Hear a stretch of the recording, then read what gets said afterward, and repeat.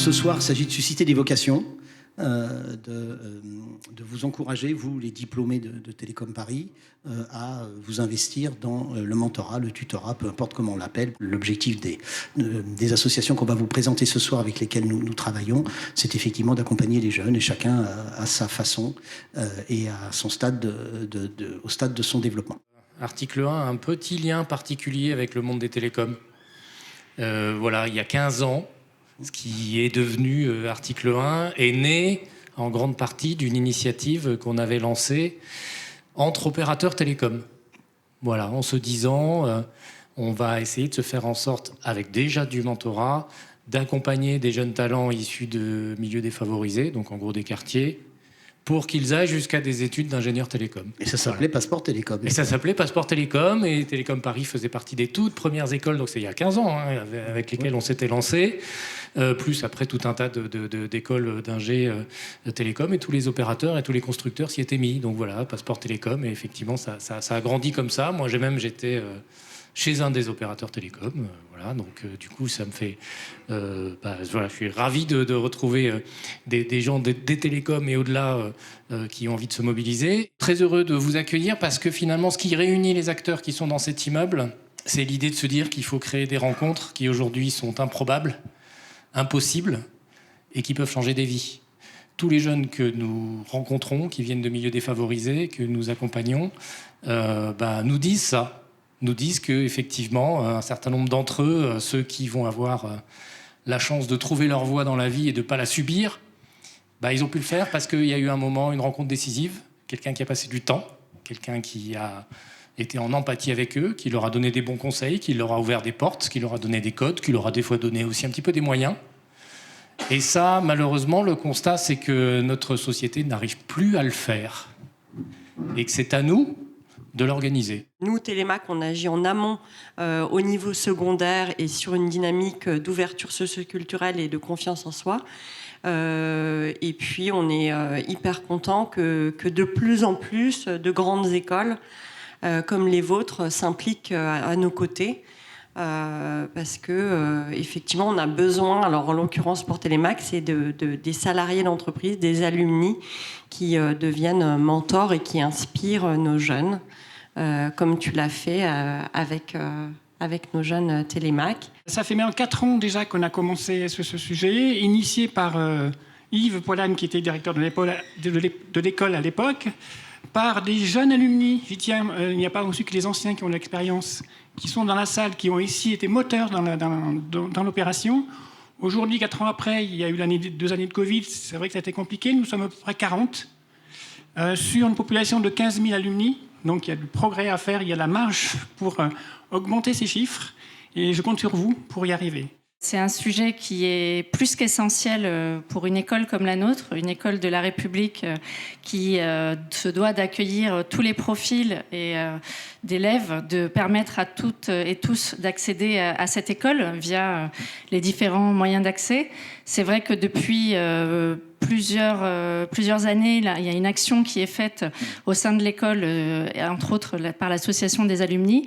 Là, depuis juin 2020, il y a une raison d'être qui a été élaborée par l'école pour bien insister sur le fait que l'école se donne comme objectif de former ses futurs ingénieurs à concevoir, je vous l'ai dit exactement, former, imaginer, entreprendre pour concevoir des modèles, des technologies, des solutions numériques au service d'une société et d'une économie respectueuse de l'humain et de son environnement. Alors ça, c'est effectivement une phrase, mais on veut vraiment passer à l'action, on veut vraiment que les profils des étudiants, des élèves qui accèdent à nos écoles changent. Et pour cela, effectivement beaucoup que le mentorat peut être un moyen d'y accéder et que l'investissement de nos alumni sur ces sujets peut nous permettre déjà de faire connaître, déjà la question de l'information est essentielle, faire connaître l'existence de notre école, mais au-delà des grandes écoles, à des élèves qui peut-être n'en ont pas idée. Donc on aide vraiment des jeunes qui sont en difficulté scolaire.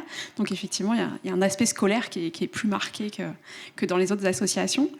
Et on est chez les plus petits parce qu'on commence en CP, nous. On va du CP à la terminale. Donc voilà, parce qu'on pense que les inégalités se créent malheureusement assez tôt, enfin trop tôt d'ailleurs. Il faudrait peut-être d'ailleurs commencer avant le CP, mais ça c'est un autre sujet. Donc du CP à la terminale, donc forcément c'est assez varié. C'est pas pareil d'accompagner un enfant en CP qu'en terminale. Donc comme tu le disais Yves, avec les plus grands, il y a bien sûr des questions d'orientation qui se posent aussi au-delà des aspects scolaires. Comme je disais, c'est des enfants qui ont des difficultés scolaires, donc l'objectif c'est vraiment de les conduire vers la réussite et vers l'autonomie, avec un accompagnement individualisé dans leur parcours scolaire et avant tout leur redonner confiance, parce que c'est des enfants qui sont plutôt en échec à l'école et qui n'ont pas confiance en eux et qui nous disent je suis nul en maths, je suis nul en français, voilà, Aïssou, je sais pas parler français, voilà, alors qu'elle parle très bien français, on la comprend très bien. Voilà, donc il y a ce premier aspect qui est vraiment confiance en soi. Et puis, bien sûr, les aider à revoir les bases pour les aider à raccrocher, finalement, avec ce qui est attendu d'eux à l'école.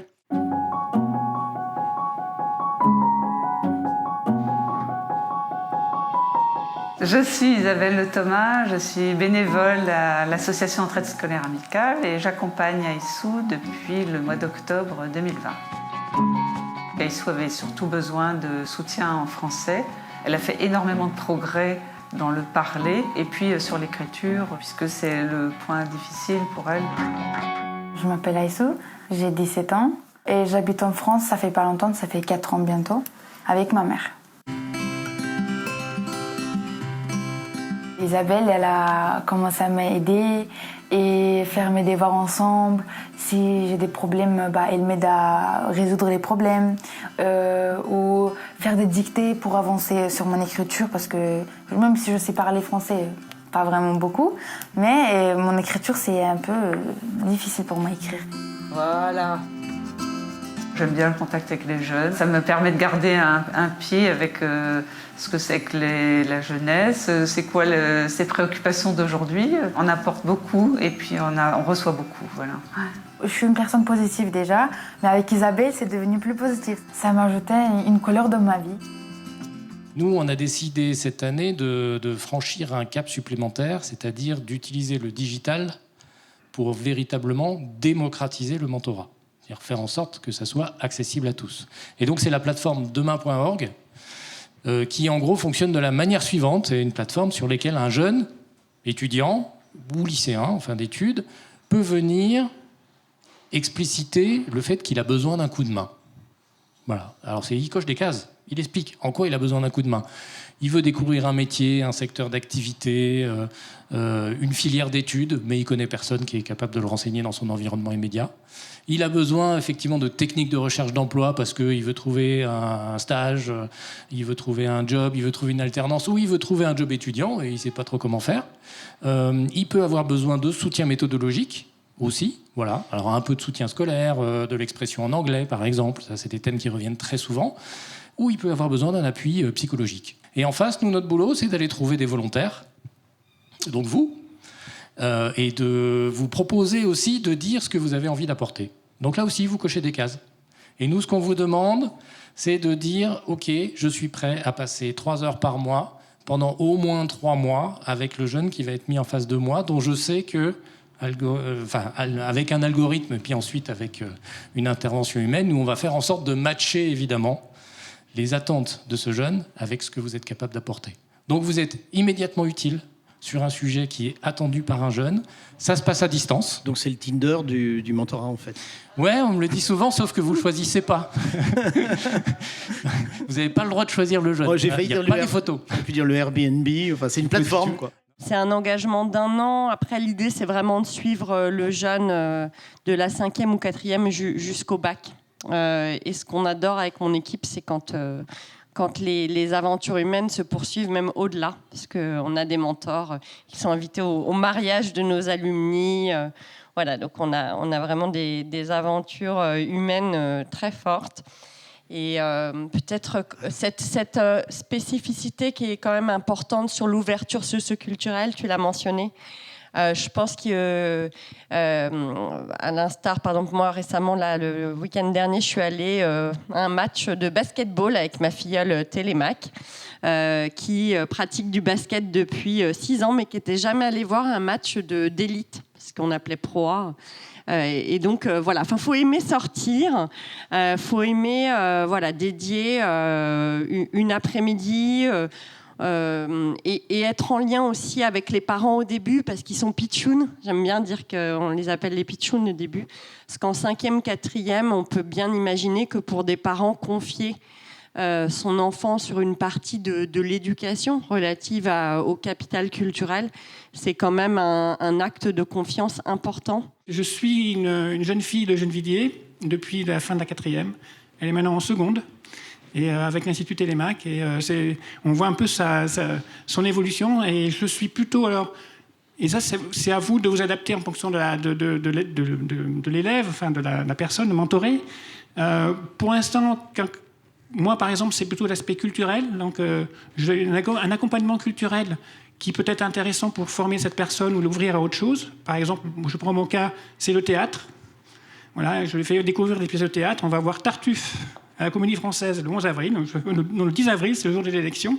Pour terminer, dire deux choses. D'une part, s'agissant de Télémac, dont le dispositif est, je le sais, pour accompagner les jeunes depuis un certain temps, est vraiment très très complet. Et du coup, il se trouve qu'il y a une petite restriction s'agissant de l'accès des diplômés Télécom Paris, mais toute personne qui souhaiterait effectivement intervenir au titre de Télémac, c'est qu'il faut qu'il soit salarié d'une entreprise qui elle-même adhère à Télémac.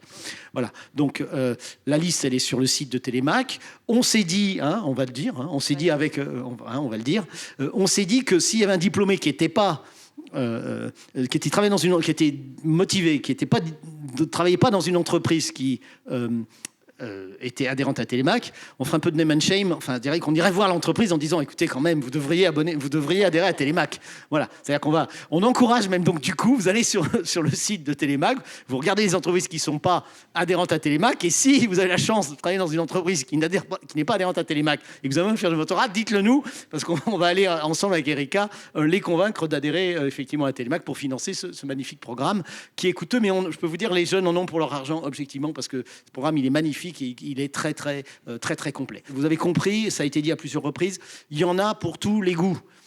C'était aussi l'idée de ce soir, c'était de vous montrer qu'on peut aider ces jeunes à tout stade de leur développement, de leur scolarité, sous toute modalité, pour des choses très ponctuelles, pour des choses sur la durée. Ça va de 3 mois à 6 ans, en gros. Donc vraiment, il y en a donc il y a vraiment il y a des mauvaises raisons de ne pas être effectivement mentor d'un de ces programmes.